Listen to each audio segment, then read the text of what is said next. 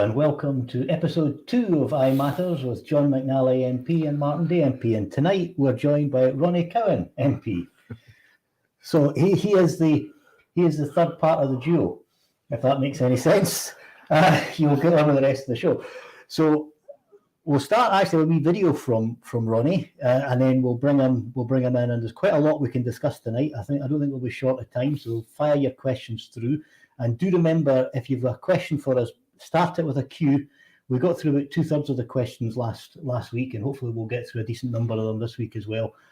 So here's a quick video that Ronnie posted earlier today about events down here in Westminster. I've just come from the Chamber of the House of Commons, where Suella Braverman has made a statement about antisocial behaviour. I have to say it's probably one of the worst things I've heard come out of that place, and believe you me, I'm spoiled for choice. The government are wanting to ban nitrous oxide. That's the latest thing, the latest drug they're going to ban. We have a long history of banning drugs here. And what they said was, by doing so, this government will put an end to hordes of youths loitering in and littering parks with empty canisters. No, they won't. No. When will this government, and indeed the opposition, learn that making a drug illegal does not make it safer, it makes it more dangerous? Making a drug illegal is not part of the solution, it just adds to the problem. Making a drug illegal does not hand the powers to the police, it hands it into the criminal fraternity. And they must know this. They've seen this happen time and time again. In fact, today in the Chamber, Kit Malthouse said to the Minister, what's she going to do to protect the source of this, because the danger is that it's taken over by the criminals. Really, Kit? Really?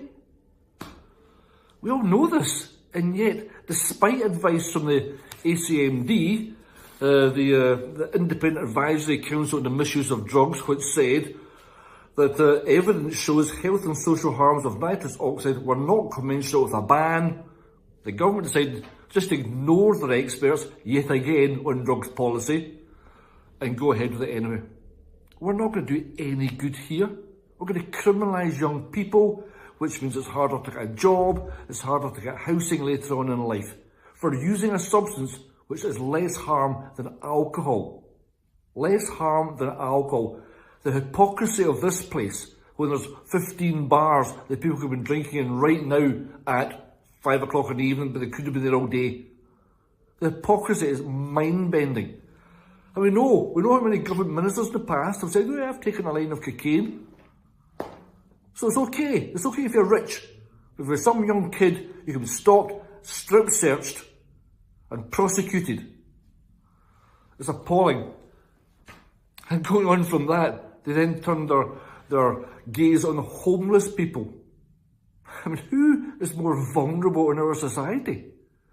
Homeless people who, during COVID, we worked very hard to get people off the streets because we were scared that the COVID virus could spread through them. And you know what? It might just infect us. So we helped them. But now that COVID is hopefully waning and is certainly under better control, homeless people are going to be rounded up like cattle. This government, this Conservative and Unionist government, is going in one direction and one direction only.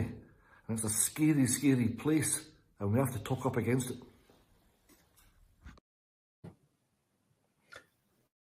There we go, Ronnie. Powerful stuff.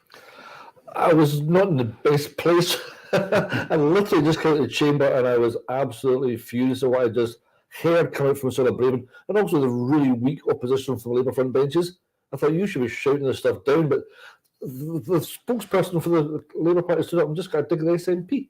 And I thought, what are you doing? Why are you saying this? What we're doing here in criminalising these young kids will stay with them for the rest of their lives. And the reaction from the front benches of the Labour Party was, well, we sort of agree with you. They basically said yesterday on social media, they're not too bothered about this. Another drug getting banned doesn't do anybody any good in time and time. But it's the attitude that we see from this government, where they like to ostracise people, they stigmatise them, and then they can do whatever they like to do them. There's a couple of quotes actually. What Suella Braverman actually said today in her statement: "Our immediate justice pilots will deliver. visible punishment for antisocial behaviour. Perpetrators will be required to clean up graffiti, pick litter, and wash police cars while wearing high-vis jumpsuits or vests. I mean, what are they doing here? This is about bullying people. It's about making people feel inferior. It's that attitude which grows in the Conservative Party is one of superiority, and this is part of it. Yeah, I thought the days of chain gangs had gone. I thought the days of criminals in jumpsuits outside the motorways had gone. Breaking stones will be next. My anger about this is because it won't solve the problem. We've been doing this sort of punitive stuff for 50 years, and the problem has only got worse. And yet today, as I said in the video, Kent Malthouse, who will argue blue in the face against everything I say regarding drugs and legalisation and decriminalisation, stands up today and actually says in the House to the Minister, you have to be careful here, because when you make this illegal, criminals will get hold of it. I'm going, yes, Kit, I've been saying this to you for 8 years. First time I've heard you say that publicly. And saying to the Minister, what are you going to do about it? There's nothing you can do about it. They've just given a brand new marketplace to the criminal gangs. Yeah. And I think a lot of it's, they're throwing red meat at their electoral base. They're trying to look hard on things that people are frightened of, and they're frightening people about stuff that they needn't be frightened about. Well, policies work from the past. Yeah. You scare people into voting for you. I mean, everybody is opposed to antisocial behaviour. Yeah. But what they're not doing here is saying what is causing this antisocial behaviour. Why are these kids, it tends to be quite young kids, taking these wee nitrous oxide tablets or wee canisters? Why are they doing that? And they don't address any of that. All they say is if you do that, you're bad, and we'll punish you, we'll put you in a high-vis suit and make you wash a police car. Yeah. And we're seeing similar today, of course, with the illegal migration bill, which is another red meat to their base, which will not solve any of the problems that they're pretending that it will. I mean, it's all smoke and mirrors and just people's lives getting much more miserable rather than solutions. It's what brought them Brexit. They've got a formula that works and they're sticking to it. Come hell or high water. Yeah. So just a wee reminder for folk to post questions, fire them through with a letter Q, and we're doing our best to spot them as they come in. There are none yet, but we've got plenty of stuff to talk about today. We've got Ronnie with us on the nitric oxide drugs issue. We've got the live stuff that's happening in the chamber just now, and for a good number of hours to go on the illegal migration bill, followed by possibly 2 hours of voting later on tonight. So I'm not saying we'll be ready and refreshed, but we'll be there. And keep firing them in. We've also, of course, the other topic of a minor matter that's happened today is the new SNP leadership. So we'll just play another wee clip at the start of the show. You may or may not know, I think most people probably will know, that the SNP membership has elected Humza Yousaf by 52% to 48% in the second round of the STV vote. So he was just a few of the words that Humza said after he accepted the position. To the people of Scotland, the SNP has earned your trust by governing well, by ensuring that your priorities are our priorities. As a party and as a government, we are at our best when we are radical and bold. And the challenges we face today, they require nothing less of us. That is what I promise the people of Scotland. If Parliament, of course, puts its trust in me tomorrow. Joining the SNP, for me, was an act of hope, but it was also a statement of intent. I was determined then, as I am now, that we will deliver independence for Scotland, together as a team. Leadership elections, by their very nature, can be bruising. However, in the SNP, we are a family. Over the last 5 weeks, we may have been competitors or supporters of different candidates. We are no longer Team Humza or Team Ash or Team Kate. We are one team, and we will be the team. We will be the generation that delivers independence for Scotland. Where there are divisions to heal, we must do so quickly, because we have a job to do. As a party, we are at our strongest when we are united. And what unites us is our shared goal of delivering independence for our nation. Right, there was a small excerpt. Humza gave an interesting 10-minute speech after accepting and took questions from the press for 20 minutes after that. The full things available on a number of sites on YouTube, Twitter, everywhere today. The party website has, party YouTube channel has the full item as well. So if you want to see the whole thing, feel free to have a wee look. There's plenty good stuff there, and it's good to hear a firm commitment to delivering independence. What do the lads think of what we've heard today? I don't think anyone knew what the result was going to be. At different stages of the campaign, we heard that different people were sort of running away with it, and it was, that was the way it was going to be. I think it's important that we had a competition. I still remember when Nicola was elected, or at the time were appointed, and our opponents will always let go as whatever we do, they'll find fault in it. And when Nicola became First Minister, it was a case of she been a coronation, they called it. And now we've had a competition, 3 people. We went after the big job. They all stood up for themselves. They all had a lot to say about it, which is right and proper. We've had a competition. At the end of the day, there can only be one winner, and Humza will lead the party towards independence. Yeah, I think I'd agree with everything Ronnie said there. For me, it was interesting to see that, well, first of all, congratulate the three candidates for putting themselves up there in the first place. They're all young people. They've got a decent amount of experience between them, but I thought the 3 of them handled themselves quite well, fought their corner well, as you would expect them to do. And I think this younger generation is beginning to come through now. We seem to have quite a lot of talent coming through in the party, and I hope that brings other young people in to become a bit more active and become more involved, and subsequently that will start to deliver independence. I think, as Humza said today in his speech, we have a lot of good things in Scotland that we need to champion. In particular, we need to talk about the mix of energy that we have available to us. I don't think we have probably got that message out there enough, but maybe start to get made more bold now, Martin. But I believe that the 3 candidates were all good. They've all came forward, put themselves out there. A lot of thinking had to go into that because they've got young families. So I was delighted to see that, and I thought, I'm sure Humza will go into a statesman-like figure, and I thought he started off by his acceptance speech today in a very good and humble manner, and he recognised everybody that had fought in the campaign with him, which was a great attribute. Yeah, I think we're seeing. I think that's a very important point you've made. It's a new generation that is now at the helm in the SNP, and that's got to be welcomed if we're going to go forward. Those of us that have been around for a while, it has to be admitted, haven't yet got us over the line. So we need that new ideas and the new energy that comes from the next generation. And I, as some of you will know, I quite like my revolutionary history, and I've been looking for inspiration in different places. And there was a great quote from Emiliano Zapata from the Mexican Revolution, when he said, "A strong people don't need strong leaders." And for the last 20 years, we've been led by very, very strong leaders. And I think the time now is right for a much more collegiate style of leadership that gets the whole movement going. And our strength comes from the wider movement. So we need to be that strong people if we're going to get independence. I've always said there's no messiah going to lead us to victory. It's us. It's the wee lad down the street, the boy that sits at the end of the bar talking to his mates. It's arming each and every one of them with the right answers to solve the questions that are pressing their friends over. So we're starting to get questions coming in. So that's really, really good.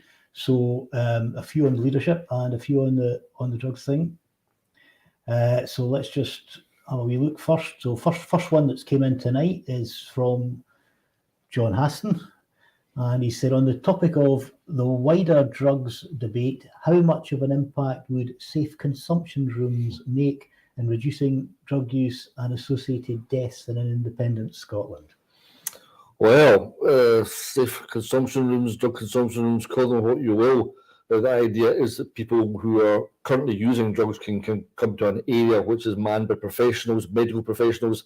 They can supply you with clean needles, clean sterile water, swabs, and immediately you start to cut down the infections that people get in their intravenous drug users. So you stop the spread of Hep C and AIDS and the likes. And the whole issue behind a DCR is trying to keep people alive so as we can then get them into another form of treatment, which hopefully leads to them living a more fulfilling life. They may well begin to use drugs. They may well want to stop using their drugs. That's not my choice to make for them. But DCRs exist around the globe now. In lots of different countries. Last count I thought was 150. It's probably got up by now. And not one single person has ever died of a drug overdose in a DCR. And what people seem to think is, yeah, but we're encouraging people to take drugs. Believe you me, we are not. The people who are using the facility are taking drugs already. They tend to be shooting up in alleys nearby. They're filthy alleys, they're rat-infested alleys. Those people, what we're trying to do to these people is come and talk to us, and initially we'll give you a safe environment where you can consume your drugs. Some people object to that. My point of that is I visited DCR in Barcelona, and there's a ground floor of a hospital, and the first part you go into is a room for homeless people. So homeless people would come in, they get a shower, they get a haircut, they get clean clothes, the locker where you keep things in. But what really was happening was that staff in the place were talking to them and introducing them to each other and saying, who do you know? Are you safe? Where are you sleeping? We can give you clean stuff here, and building up a relationship with them. A lot of people who are homeless because of drug addiction, and a lot of people who have drug addiction then become homeless. So the situation there was literally next door was a DCR. So now we know you, we talk to you, and you understand we're no threat to you. Come into DCR, you can consume your drugs in here. I think I'm right in Barcelona, it was injection and also smoking. Once you've got that situation, you build up a trust with somebody, and literally next door to them was the GP's practices, where people were coming and going. Across the road was a primary school, and the top road was a police station. It was just part of the community. And when I came away from that, I got a number of really strong impressions. Two things struck me, really. They talked about people carrying naloxone to stop people overdosing on drugs. Now, that was a push by Karen Hosper from Scotland. And she was like, you're never a prophet in your own land. She was lauded over there long before she was here.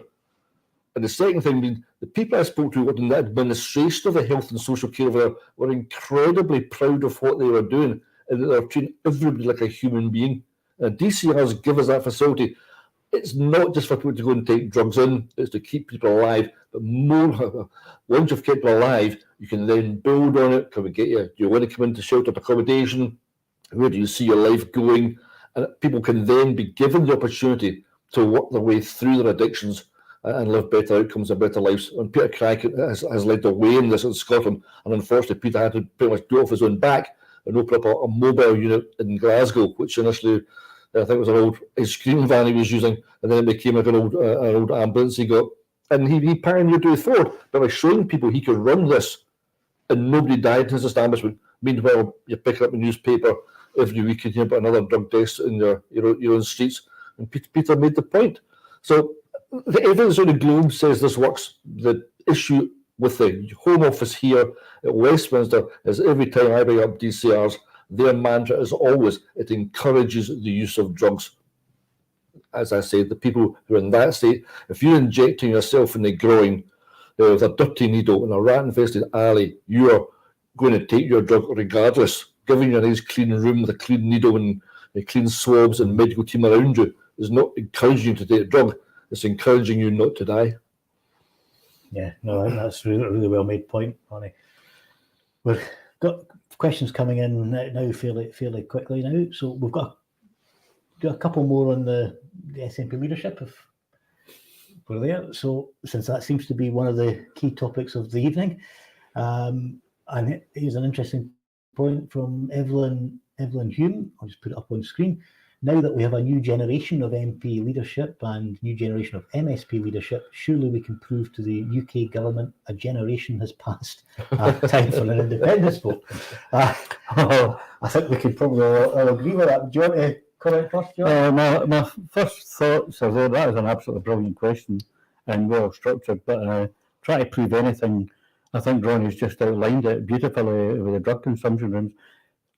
It's not proving a point to Westminster, the UK government. It's actually getting them to act upon what you're saying to them. Or I would say making sense out of the science that's presented to them just falls on deaf ears.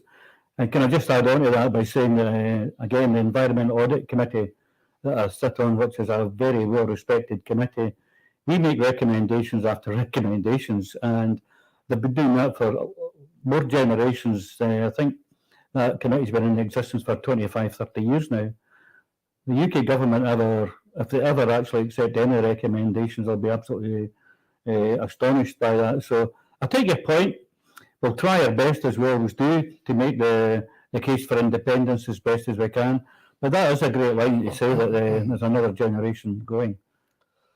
It was interesting this afternoon. I watched on social media, and I don't know who it was, Sky, I think it was Sky, but I'm not sure about that. And she was talking to a Tory MP, and she was saying, but these are the statistics here. The number of people in Scotland who are going to vote yes in the next referendum are given an opportunity, and they're really high for yes.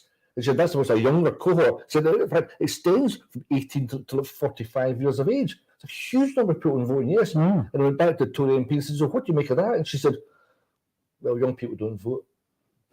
That's their solution. That's their solution. Young people would vote. Well, I've got news for her. Young people would do vote, and they will vote in their numbers next time they get the opportunity. I think that illustrates the very point that they don't want to hear anything.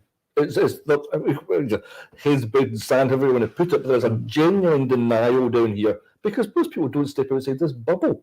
If you're sitting in a safe Conservative seat, you never have to ask yourself, about the Scottish independence question. You never have to push yourself to that level. You never have to accept. Every time I'm away, and I'm sure you guys find it the same, you're in some sort of committee somewhere with your colleagues down here from different parties, it's an eye-opener to them. I took a group of people up to Scotland recently. We're going to visit a UK cabinet office in Glasgow, but taking 4 or 5 Tory MPs and a couple of Labour MPs around it, you can just see they were thinking, oh, this is not quite what we expected. The people are engaged and they know what they're talking about, and maybe they're not thinking the same way as we are. I get that experience from every single place I go with them, but so few of them step outside this bubble. Few more questions. They're coming in thick and fast from the different pages tonight. One that I think we can just skim over quite quickly, just to correct the record. We've been asked, Charles Smith has asked us, what's the panel's view regarding SNP Westminster MPs being excluded from the leadership contest? And it's probably worth just saying that MPs were not excluded. The party was free to elect anyone it wanted as its leader. I think there was probably a self-denying ordinance from members of Westminster group. My colleagues can agree or disagree as they wish, that realistically the person that leads the party needs to be the person leading our government for sort of public credibility. There have been different people doing different roles in the past, but I think where we are now, this is my personal view, is it had to be an MSP, and I was happy to see that some of the younger generation came forward to take on the challenge. I've no objection to that at all. Yeah, I think we want to be an independent country. We want our power base to be in Scotland. It's only right that the leader of the Scottish National Party is an MSP. I've got no issues with that whatsoever.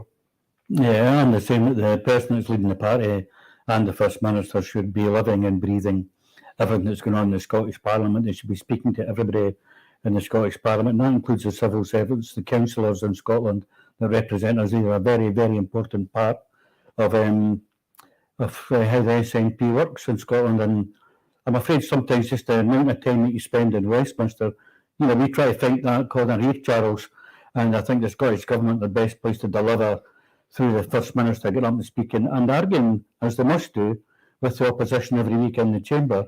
Some people don't like the adversarial way we do things, but it is the nature of the beast sometimes. And to be absolutely straightforward and honest, an MP leading the SNP from here, I don't think would fit well with anybody. In fact, I think they'd probably turn against us down here and start to laugh at how can you not get somebody good enough in your own party in Scotland.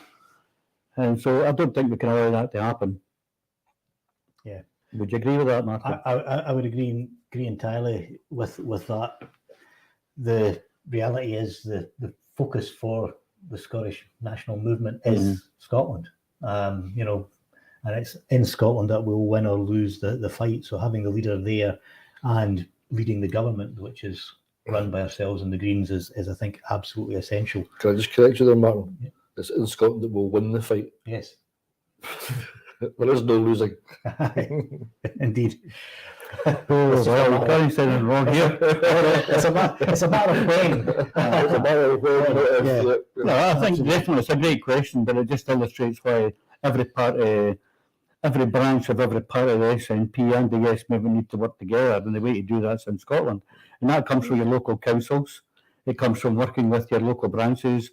It's a broad church that we have. We need to make best use of the people that we have in the party. And if people are willing to work for you, then we should be embracing that. And we try our best in Westminster to engage, but it's physically difficult. This is the best thing I think that we've done so far, is having this live broadcast. But for example, I'll be flying home with Stephen Flynn on Thursday morning, probably getting a 8:30 flight back to Edinburgh to go into Falkirk for 11 o'clock. And then Stephen's coming to meet some of the friends for Yes There. And then he's going to meet some local businesses. But that's being done on a Thursday morning. But I think we're probably voting here until Wednesday, God knows what time. You just physically Until can't. Thursday morning. Yes, Thursday morning, you know. Make you sleep at the airport. The other thing about that is to have the SNP leader has to be based in Scotland, because they're not just engaging with politicians, they're engaging with civil society as well, and companies and organisations in Scotland. So to be like physically located here like we are and have ourselves tied to this place 2, 3, sometimes 4 days a week would make it impossible for an SNP leader and for First Minister to actually engage with all the people they have to engage with on a day-in-day basis. No, those are good points. I think that probably gives us a good link just to bring in the Yes Hub in Falkirk. The fact that Stephen visiting there. So we'll just bring up the Andy and Andy. Hello. So Andy and Kenny, in fact. So, And Sorry, I'm So- at the back. Andy's just- I'm just in the producing at the back. Brilliant to see you again, and we'll look forward to probably not this Easter recess, because we're fairly committed this next 2 weeks, but when we have the following recess to actually broadcasting live from the hub itself, when we're not in here, to keep the debate going across the wider movement as we get closer and closer to the inevitability of an independence showdown. And I think it's important that we keep those links. So we'll look forward to that. And I think you are doing a great job, lads. Would you like to tell us a bit about what you have been up to recently in terms of the Yes movement and what's been going on with the hub?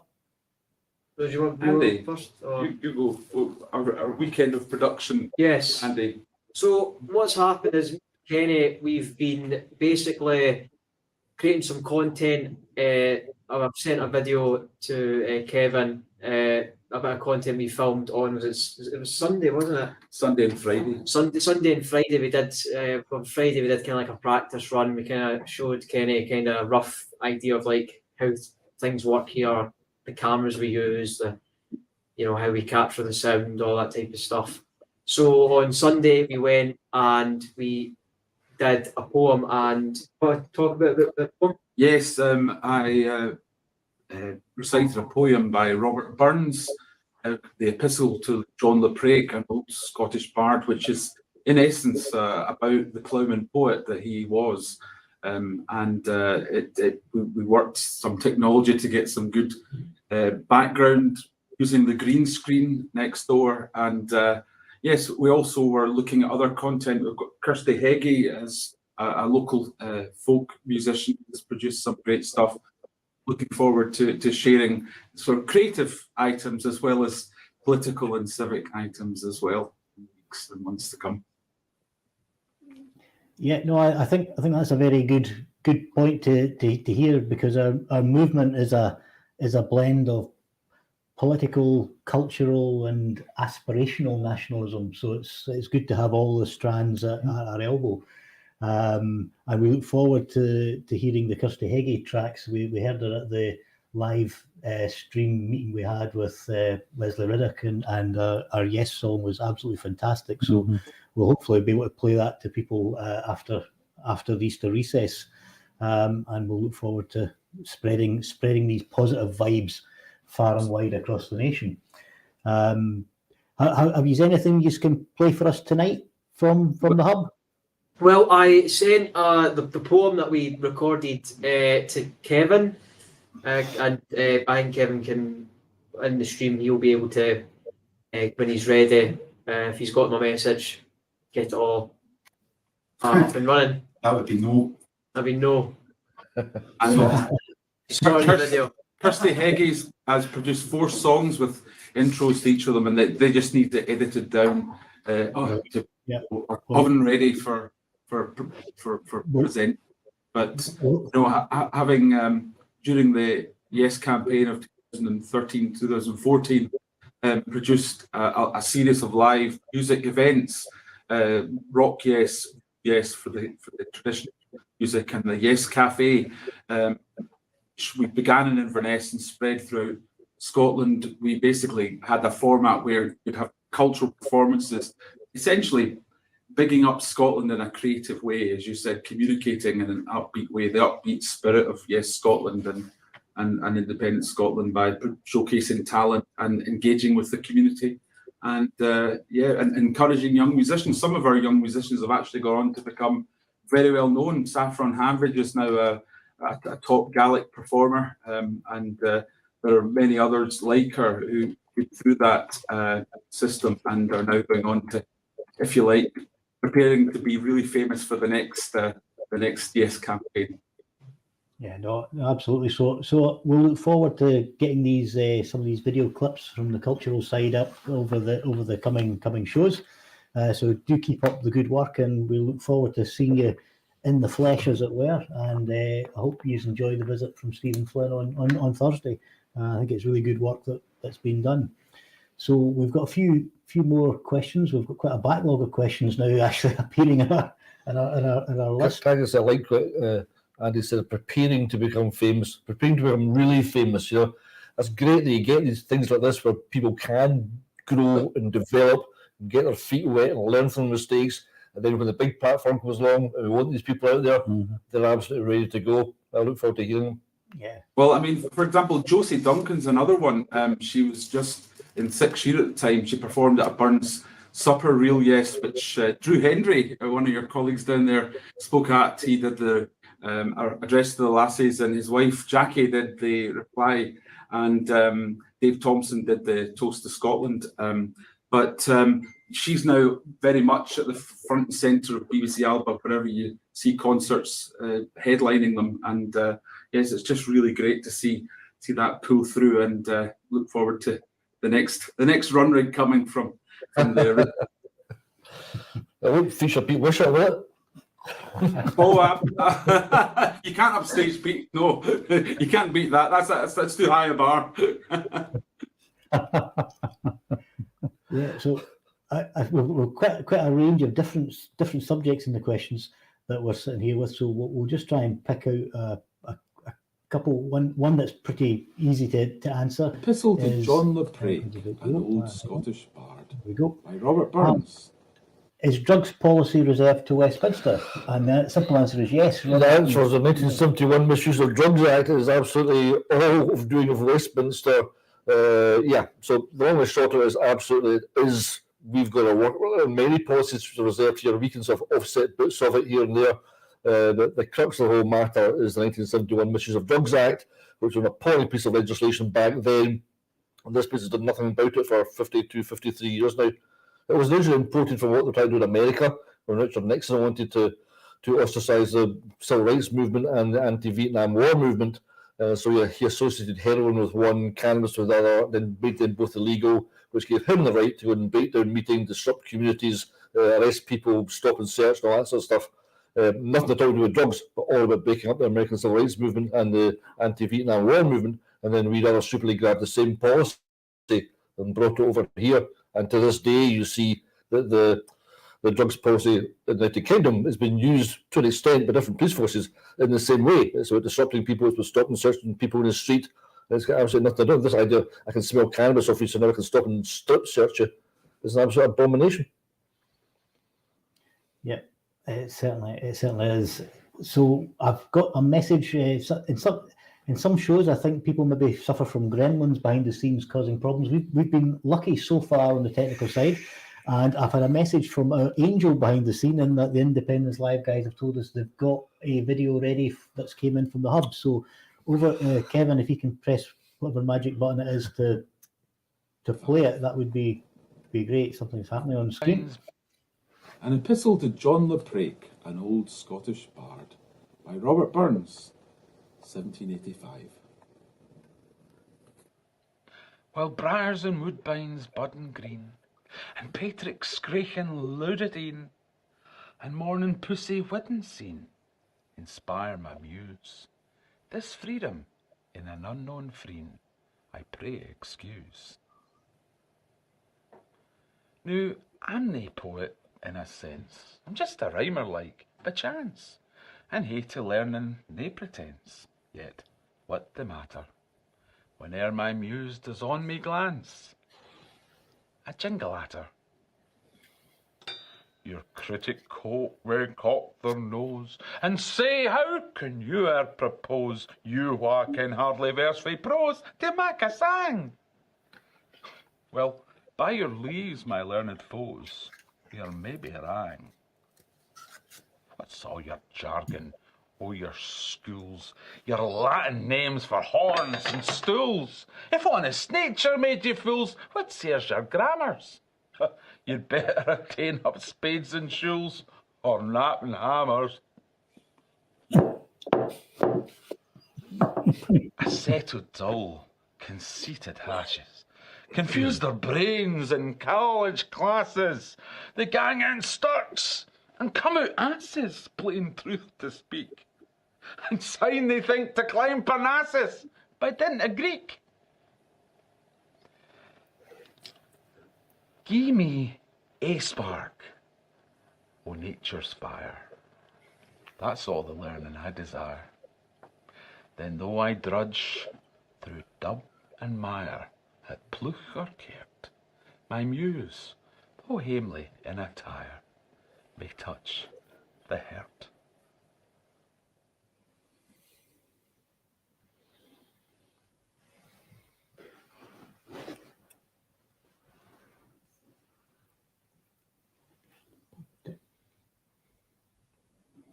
Oh, very good. There we go.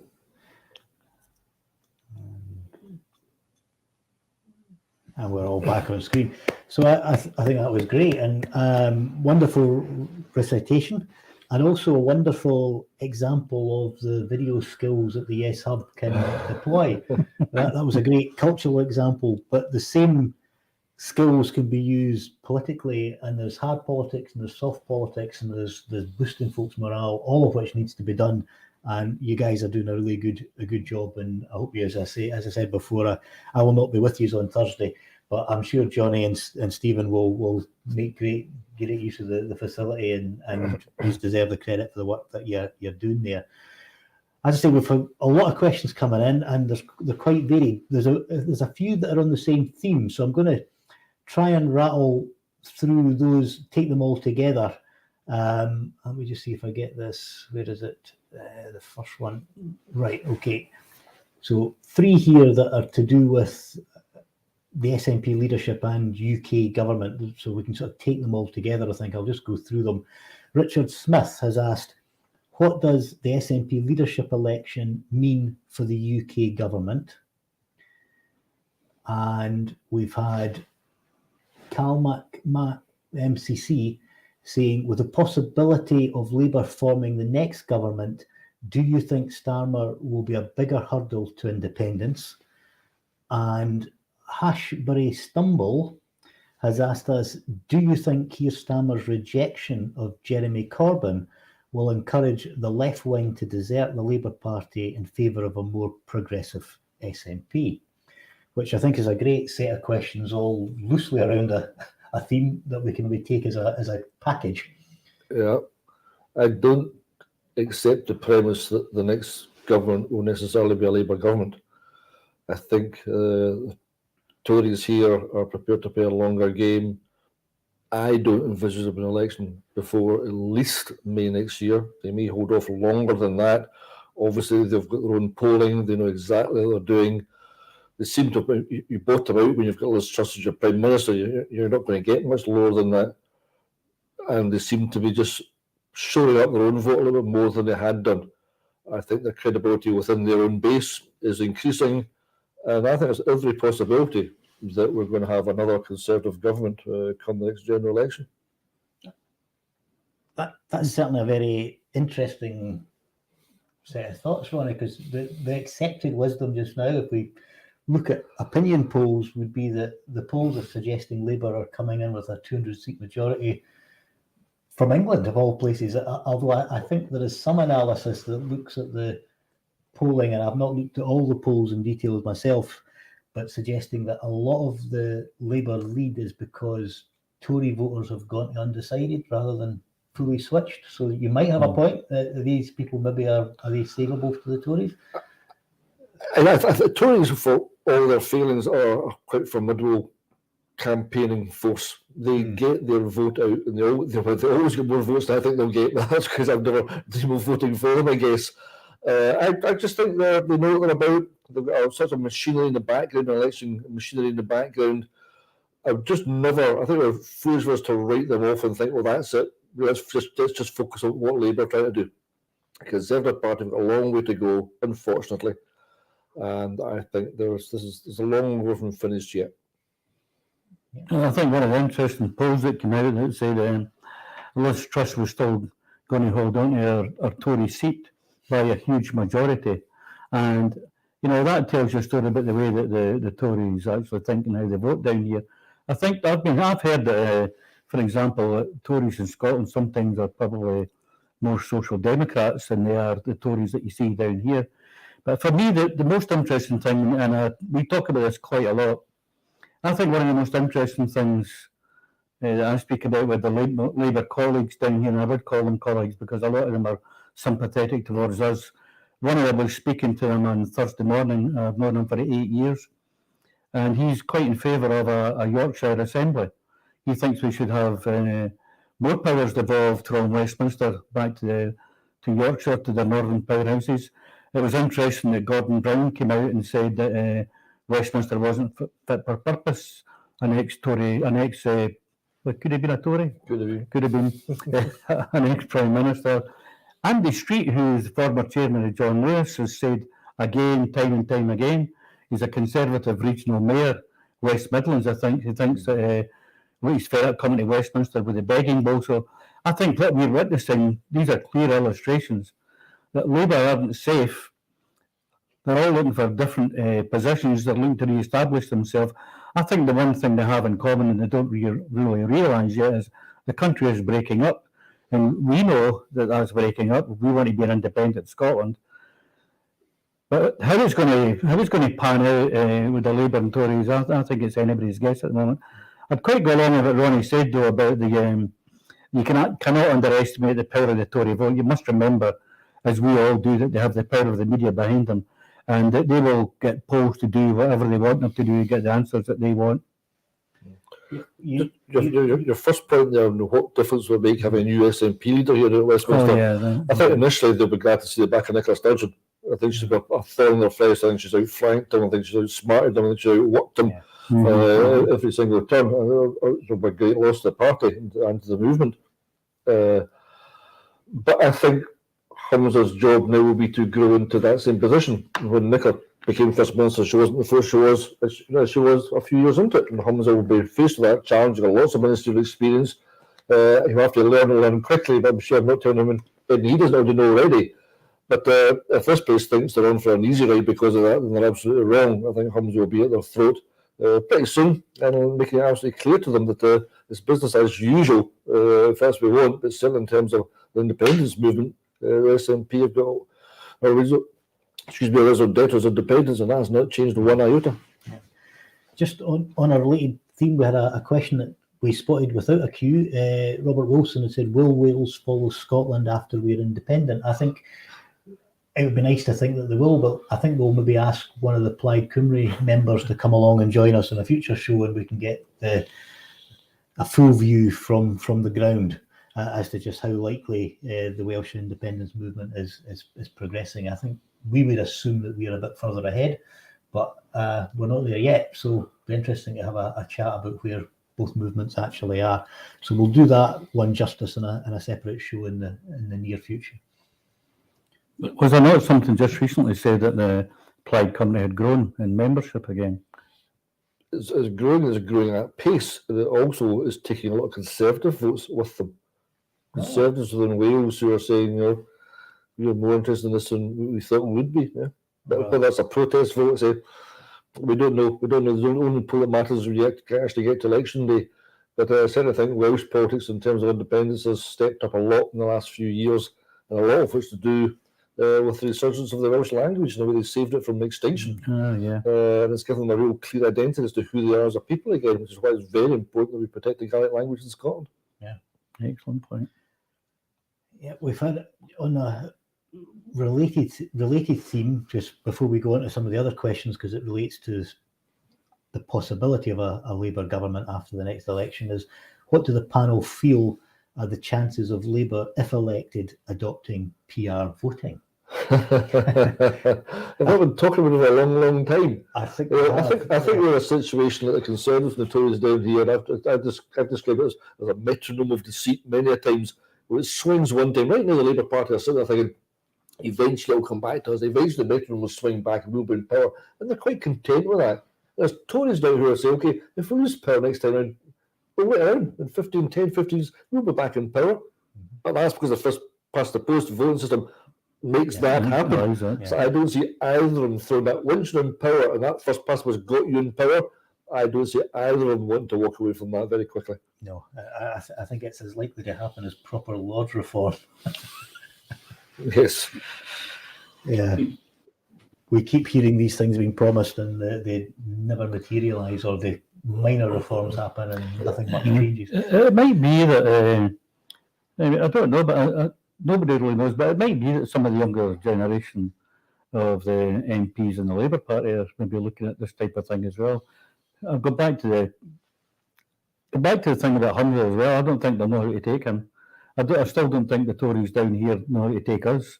They still look at us in bewilderment. One of the things that they don't know is because of our accent, they're not sure where we come from, what our background is. Because people are very clever and very smart. We all talk more or less the same way. But a lot of the, especially younger northern Labour MPs, I think they're looking upon this, as I said earlier. I think they're looking at different ways of looking at things and how they change the way that Westminster works, and I think they're very, very keen to deliver a different outcome for their constituency. But you must remember, I think Yorkshire and Lancashire between them have got more than the size of the population of Scotland. So they've got a huge interest in looking after their own area. That's my thoughts at the moment, Martin. Anyway. Yeah. We've got. I say we'll try and get on to some of the other themes, but it's, I think, impossible tonight of all nights to get away from various questions around SNP leadership. I just don't know why we're getting questions about that tonight. Where have you been? Where have we been? I know. But we've got one came in. Oh, what happened there? My StreamYard disappeared. Are these guys still there? Still here. Yep. Yeah, I'm still here. Still here. Good. I have disappeared. Right, here we go. Sam Butler has asked, do you think the new leader of the SNP will lead to the demise of the party, given the vast sections of the public and about 50,000 SNP members didn't vote for him? Yeah. Well, the turnout on the ballot was 70%, so it was about 20,000 that didn't vote, and that's probably pretty typical. I don't think it will lead to the demise of the party. I think rumours of an extinction are either over-exaggerated, but I do think what it will do is lead to a different style of leadership. And as I've mentioned earlier, I think that style will be more collegiate. It will have to be more consensual, bringing in all the talents of the party. And if that happens, I think far from demise, we can only go forward and go forward in good strength. You want to add anything, lads? No, I mean, it's part of, obviously, during an election campaign like this for leadership goes through a bit of a shake-up, and it's quite, I can understand where the question's coming from. If you didn't vote for this guy, how are you going to back him? We all joined the Scottish National Party, not because back I joined in 1976, I didn't know Nicholas Duncan was even born there. Humza certainly wasn't, you know.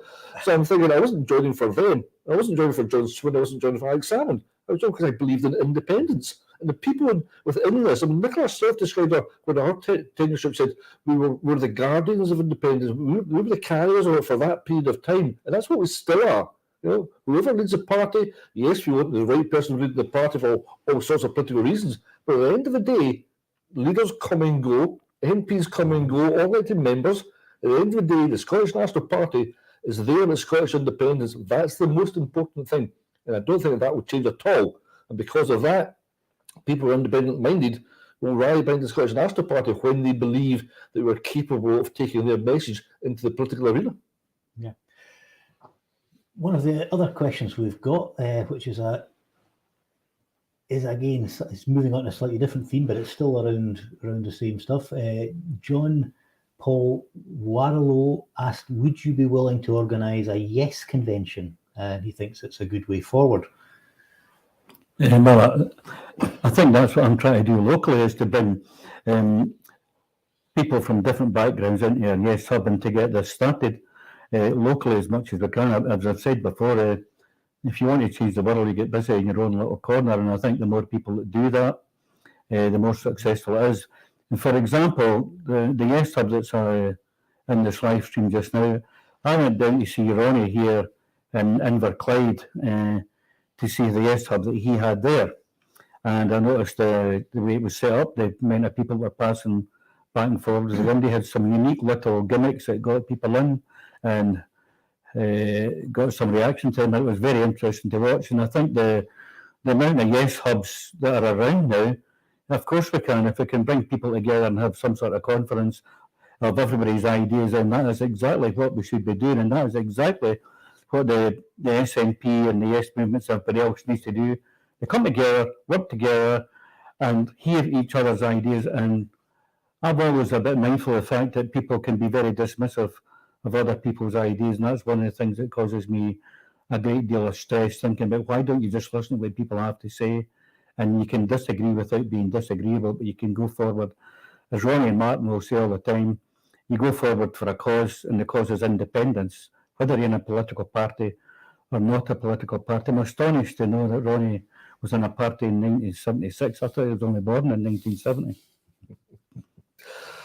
And on that point, well, I ran the Yes campaign in Inverclyde 2013, 2014. I was a member of the SNP, but I backed off from the SNP deliberately. So it was a much broader church within the Yes movement, and that's the way it will be going forward again. The Yes movement will be there. It will take in everybody and anybody, political parties, no political parties. It's really, really important that we're able to do that again. Yes, Inverclyde has never shut its doors. We've been running continuously. It's expensive, as I'm sure all you guys know. You got a lot of money to keep your shop open and open to the public, which is what we are. It's a talking shop, it's a coffee shop, and it's the heartbeat of the independence movement. It really is. As an SNP MP, I don't have the time I'd like to spend in the place, but I know there are very, very capable people in there who have kept the Yes Inverclyde alive, and they're champing at the bit for something to get their teeth into, and it's up to us to help get that on the table for them. And then all the Yes movements, hopefully, last time round I found we also learned from each other. I met a number of people who subsequently became MPs or stood for election through the Yes movement. And we all came to from the same idea. We wanted to do something good for our country. And then when it didn't happen and we lost the referendum, the SNP became the natural pool. That's why all our membership shot up through the roof. Mine went from 200 to 1,200 because the SNP became that vessel where everybody thought, okay, this is what will take us to the next step. It's taken longer than we would like for a number of reasons. Because of that, the membership was dropped off a little bit, but people are still voting SNP, and they absolutely categorically still want independence, whether they're members of SNP or not. So there's a whole cohort of people out there who are maybe no longer members of SNP, but when the balloon goes up and an independence campaign is up and running, I have absolutely every confidence that these people will come rushing back. Not just the SNP, but the independence movement, which is far more important. Yeah, no, I think these are great points. And I mean, at the time of the last referendum, I'd been a councillor for the SNP for 15 years, and I was quite happy to go out and deliver leaflets that were produced by the Green Party, leaflets that were produced by the Scottish Socialist Party, and various third-party independent groups that were all advocating yes. And I think there has to be a big coming together of the wider movement, and we shouldn't be afraid to all put our shoulder to the wheel and work together, because we agree on a lot of things, and where we disagree, those disagreements don't necessarily put people off independence. They often help us get over the line by attracting different people with different opinions. So I think there's a lot to be said for a convention taking the movement forward, because it is, the strength comes from the movement as a whole. So I hope that helps answer there. We're starting to run low on time. We've got 5 minutes to go, and by gosh, we've still got stacks of questions coming in. So some of the are areas obviously that I think we probably need to run a separate show on. I'll just mention a couple of these just now, pretty much to remind ourselves that we need to maybe pin down a speaker and do a show on them.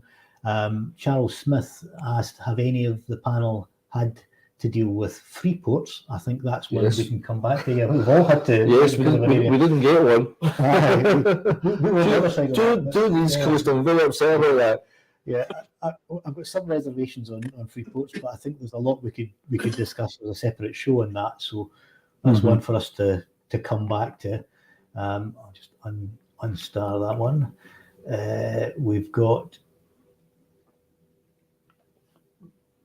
Ian Murray has asked, I hear regular criticism from the Tory party front bench claiming that Scotland doesn't take a fair share of refugees, never seems to be disputed by the SNP frontbenchers. What's the truth? I can assure you it is disputed. And I think obviously this week is pretty topical with the illegal migration bill, which has a big impact on some aspects of refugees. I think we'll ask some of our colleagues to join us for a separate talk. That really comes down to funding. Yeah, we were asked to take the numbers, and I certainly know within my council we've taken on asylum seekers from a number of Far East countries. We have a hotel with asylum seekers in it. We've got a lot of Ukrainian families, and before that we had Afghanistan and Syria and what have you. But what we're not prepared to do is send us all these people if we've not got support in place to look after them. If we haven't got proper housing for them, if we can't get a GP surgery, if we can't get our kids into school, and we're not prepared to go a dumping ground for the UK government's immigration policy has absolutely failed. Yep, but I think we'll get a good show out of that subject, so we'll leave that one with us. I think that's right. That's a singular show. Yeah, there's so much on that. Councillor Robert Spears, who John will know and we know from Grangemouth, has asked us, will you back the Save Our Schools swimming pools campaign? I think it's a wee bit difficult for us to back from here, but there's a lot from Westminster that we need to get for Scotland. It needs proper fiscal powers and borrowing controls, because that's the only way we can change the pot that local government really gets in Scotland. So I think there are things we can try and help with by highlighting these issues. But I don't envy the councillors in the area having to make the level of cuts that they have to make. Unless we can change the size of the cake, somebody's going to lose out. So it's a pretty miserable time for them there. We've got oodles of questions here. We're definitely not going to even get all of them shout outs, unfortunately. Gilly Banks has said on the news last week, SSE will be approaching Westminster government advice on flooding a Scottish glen to create hydroelectricity for the UK. Will Scots and Scottish Parliament have a say? Strange I asked you this loss of Scottish waters to England. So that's there's a whole show, I think, on just power related issues. I mean, yeah, we could probably fill several hours on power related themes, and I think we can probably try and get someone in to talk about that and a whole host of other related issues. We're now up to a minute to go. Do you want to say any final closing remarks? With a minute left. A minute left. Goodbye. That's pretty much all we have time for. Eh? Thanks for that countdown. Well, I'll say it's goodbye from me. Goodbye from the real Ronnie. Goodbye. The Ronnies. Yeah. So we appreciate the views tonight, and do fire in the ideas for shows. Johnny and I have been speaking to a few third-party groups, and I think we will get some very interesting other speakers on to talk about really nitty-gritty issues that aren't maybe the same hard politics across the chamber, but stuff that will be of genuine interest to our communities, and also worth giving them a shout out and a bit of publicity as well. So keep firing in suggestions. We will get through as many as we can. We can't promise to get through every question, but we got through at least 3/4 as the ones today. So that's slightly better than we did last week. So your forbearance with the ones that didn't get through, but again, we do see the comments and we will try and get guests on to cover themes that people are asking. So thank you very much, and we will be back in 3 weeks' time because of the Easter recess. But hopefully by the time we get to the May recess, we'll be able to broadcast from the Falkirk area during recess as well, and just keep the show going as we build up the audience. So thank you very much, and, Thank you. and good night. Good night. Thanks all. Good night. Okay, good night.